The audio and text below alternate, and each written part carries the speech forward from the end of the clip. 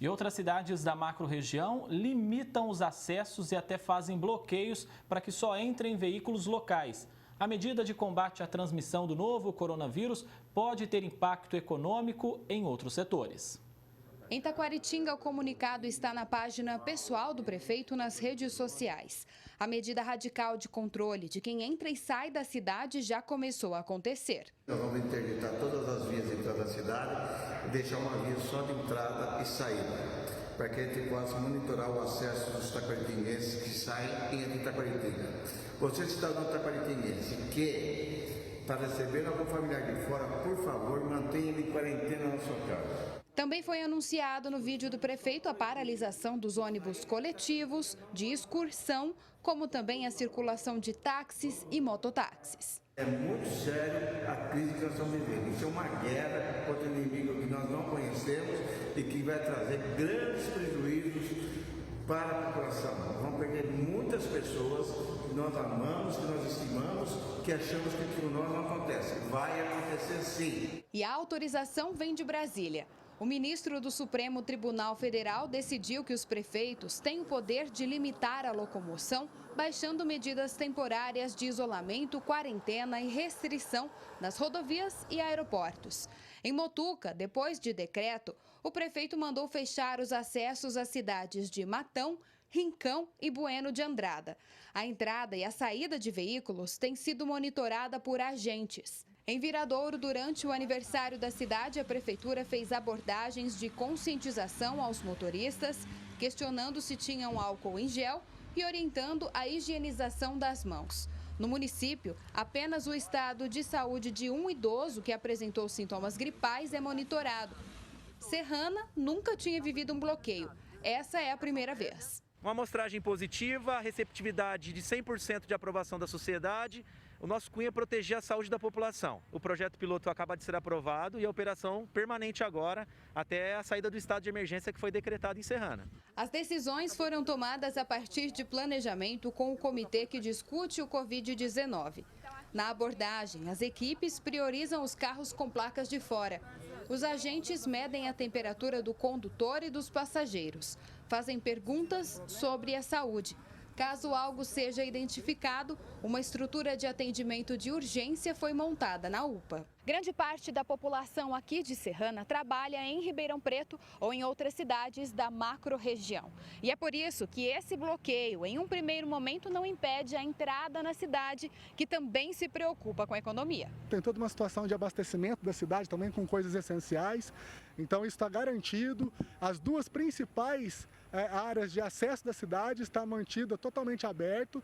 A gente apenas restringiu alguns pontos, justamente para, como eu falei, a gente poder controlar melhor e ter esse tipo de barreira sanitária, que com certeza também vai levar um pouco mais de segurança e cuidar da população. Em Nova Europa, a medida é mais drástica. Só veículos de moradores da cidade podem entrar. O bloqueio foi feito com estruturas de concreto. Uma decisão da prefeitura depois da divulgação de mortes em decorrência da contaminação pelo coronavírus no estado de São Paulo. O prefeito fala que as medidas são preventivas e pede compreensão. Thaís Mantoani para o Jornal da Clube. Agora ao vivo, Rafael Aguiar traz mais informações sobre esse assunto. Rafael? Exatamente, André. É importante também a gente saber quais são os impactos disso, né, para a vida em sociedade, também para a economia. Para falar um pouco mais sobre esse assunto, a gente conversa agora com o Leonardo Terra, especialista em administração e economia. Leonardo, o fechamento de entradas e saídas de cidades não foi discutido pelas autoridades estaduais e federais. É preocupante que algumas prefeituras tomem essas medidas isoladas? Boa tarde.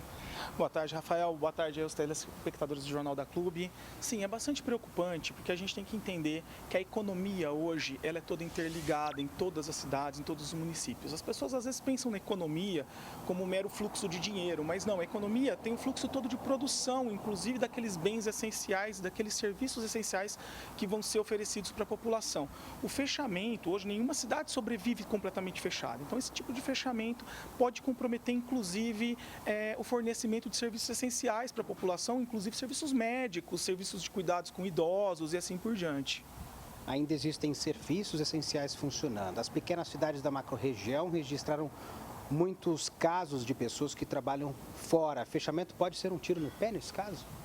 Sim, com certeza, porque você vai comprometer os serviços essenciais, como eu disse. Você tem funcionários que não chegam, às vezes insumos que não chegam por conta desse tipo de fechamento. Então é preciso pensar com muita cautela como esse tipo de procedimento vai ser feito e se ele é de fato necessário para a contenção do vírus. Aí somente quem vai dizer isso são as autoridades sanitárias do governo federal, do estado, que vão ter como avaliar isso de maneira adequada. Mas as prefeituras têm que sempre pensar que isso pode comprometer seriamente a atividade econômica, inclusive a prestação de serviços essenciais, tá? Por falta de pessoal, por falta de insumos, enfim. Fechar as cidades como se fosse um remédio contra a pandemia pode, na verdade, matar o vírus e o paciente juntos? Pode, a gente pode ter uma situação, inclusive, onde eu perco o controle da pandemia dentro da cidade porque eu tenho um atraso na disponibilização de insumos essenciais como insumos de saúde. Então, eu posso não ter médicos no momento em que eu preciso ter médicos, eu posso não ter material de saúde no momento que eu preciso de material de saúde, alimento no momento que eu preciso de alimento. Isso pode agravar, inclusive, a situação desses locais. É preciso tomar cuidado para que o combate à pandemia não acabe com as oportunidades para que nossas cidades voltem à vida normal? Sim, nesse momento a gente está vivendo um grande dilema, o custo econômico versus o custo do lado da saúde pública, a gente tem que pensar dessa maneira. O que os governos estão tentando fazer e precisam refletir é nesse equilíbrio, porque não adianta a gente resolver o problema de saúde pública nesse momento e criar toda uma série de consequências que também vão acabar matando pessoas, que também vão acabar comprometendo a qualidade de vida lá na frente. Então a gente tem que buscar um equilíbrio nesse momento. O sistema de saúde da nossa macro-região é totalmente interligado e dependente. Restrições podem atrapalhar essa atividade? Podem, com certeza. Eu posso ter, por exemplo, situações de hospitais, clínicas médicas que não vão estar com o pessoal completo porque eu impedi a entrada desse pessoal nos locais. Isso já seria uma coisa bastante grave, né? Numa situação como essa, onde a população está demandando esse tipo de serviço médico, ele é fundamental para que a gente consiga até conter essa pandemia. Há necessidade de se pensar no bloqueio vertical e não horizontal? É uma ideia, é uma possibilidade que as autoridades de saúde têm que discutir. Fernando, muito obrigado pela sua entrevista aqui no Jornal da Clube. Daqui a pouco eu volto para falar que a cidade de Jaboticabal confirmou mais um caso de coronavírus. André. Até já, Rafael.